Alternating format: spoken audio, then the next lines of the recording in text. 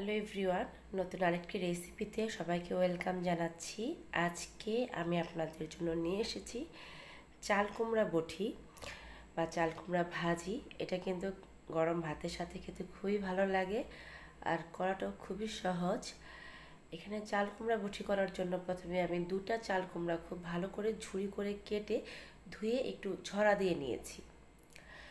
চাল কুমড়ো রান্না করার সময় কিন্তু একটু ধুয়ে ঝরা দিয়ে নিয়ে তারপর রান্নাটা করবেন, তাহলে না হলে চাল কুমড়ো থেকে প্রচুর জল বের হবে।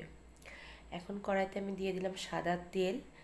আমি এখানে প্রায় হাফ কাপের মতো সাদা তেল দিয়েছি, খুব একটা বেশি তেল আমি এখানে দেব না, তেল বেশি হলে খেতে ভালো লাগবে না। এখানে দিয়ে দিলাম হাফ চামচের মতো কালো জিরা।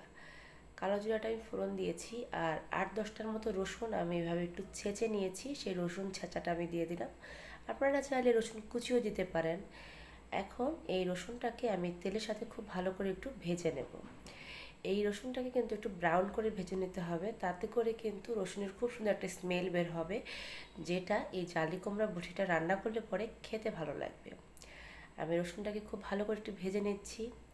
আমার এই রেসিপিগুলো যদি আপনাদের ভালো লেগে থাকে তাহলে আমার চ্যানেলটা সাবস্ক্রাইব করে পাশে থাকা বেল আইকনটা বাজিয়ে দেবেন। আমি যখনই আমার চ্যানেলে কোনো নতুন রেসিপি আপলোড করব, আপনি সবার আগে নোটিফিকেশন পেয়ে যাবেন। দেখুন, এই রসুনগুলোকে কিন্তু আমি একটু ভালো করে ভেজে নিচ্ছি। আসলে এই জালি কুমড়া বড়িটা কিন্তু এই রসুনের কারণে খেতে বেশি ভালো লাগে, তাই একটু বেশি পরিমাণে রসুনটাই আমি দিয়েছি, কারণ আমার কাছে রসুনের ফ্লেভারটা বেশি ভালো লাগে। যদি কেউ রসুনের ফ্লেভার খুব একটা পছন্দ না করেন তাহলে এতটা রসুন না দিলেও কোনো সমস্যা নেই, কিন্তু আমি বলবো যদি কেউ রসুন খেতে ভালোবাসেন অবশ্যই রসুনটা একটু পরিমাণে বেশি দেবেন, তাতে করে কিন্তু এই জালি কুমড়া বড়িটা খেতে ভীষণ ভালো লাগবে। আমি খুব ভালো করে রসুনটাকে ভেজে নিচ্ছি, এর বেশি আর ভাজবো না, তাতে করে রসুনটা পুড়ে যাবে। এখন যে জালি কুমড়াগুলো আমি ঝরা দিয়ে রেখেছিলাম সেগুলো এখানে আমি দিয়ে দিলাম। দিয়ে প্রথমে জালি কুমড়াটা এই ভাজা রসুনের সাথে আমি খুব ভালো করে মিক্সড করে দেব।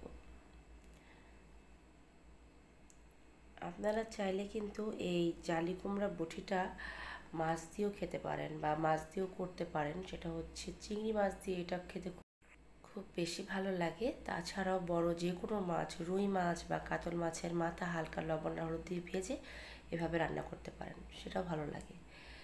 এখানে আমি জালি কুমড়াতে দিয়ে দিলাম স্বাদ মতো লবণ। লবণের সাথে আমি দিয়ে দেবো হাফ চা চামচের মতো হলুদ গুঁড়ো। হলুদ গুঁড়োটা কিন্তু খুব বেশি দিতে যাবেন না, তাতে করে হলুদের একটা কড়া কালার চলে আসবে, দেখতেও সুন্দর লাগবে না, আবার খেতেও ভালো লাগবে না। এখানে আমি শুধু লবণ আর হলুদ দিয়ে এই জালি কুমড়া বড়িটাকে খুব ভালো করে ভেজে নেব।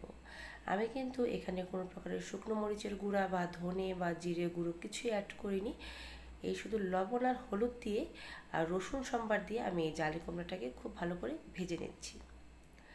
সিম্পল একটা রেসিপি, করা খুবই সহজ, কিন্তু খেতে ভীষণ ভালো লাগে। স্পেশালি গরম ভাতের সাথে এই রান্নাটা আমার কাছে ভীষণ ভালো লাগে।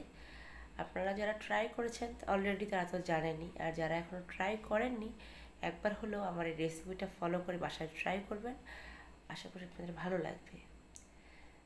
দেখুন, আমি কিন্তু হাই হিটে চুলার আঁচটাকে সম্পূর্ণ বাড়িয়ে দিয়েছি, তারপর এটাকে খুব সুন্দর করে ভাজিটা করে নিচ্ছি, তাতে করে কিন্তু সুন্দর মতো ভাজিটা হয়ে যাচ্ছে। আর যেটা বলছিলাম যে হলুদটা একটু পরিমাণ মতো দিবেন, তাতে করে রঙটা খুব সুন্দর আসবে। আমার এই জালি কুমড়া ভাজিটার রঙটা কিন্তু দেখতে কতটা সুন্দর হয়েছে, আশা করি ভিডিওটা দেখেই আপনারা বুঝতে পারছেন।